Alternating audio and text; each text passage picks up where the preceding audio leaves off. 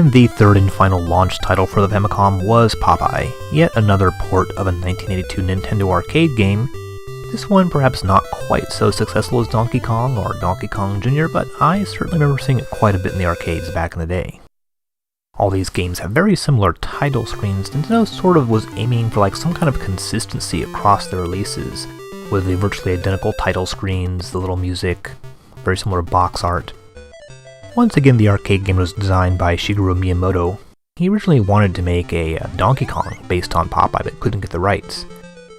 If you look at the intro here, you'll see little things like word balloons and a bit more of a little story being told between Popeye and Bluto and Olive Oil. Unfortunately, the Famicom version couldn't quite capture this.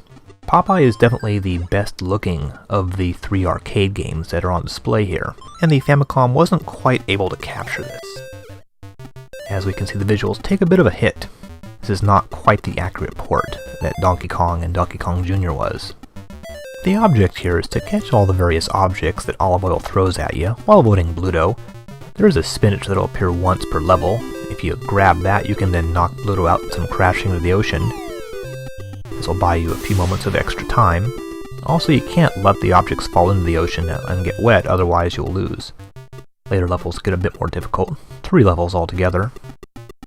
One interesting little footnote: Popeye, along with Donkey Kong and a few other titles, were supposedly co-developed by a Japanese electronics company called Ikegami Tsushinki.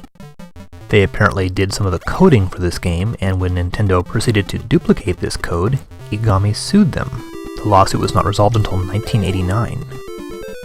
Well, with Popeye, that wraps up the launch of the Famicom. Let's now fast forward to August 1983, for the first original titles for the system.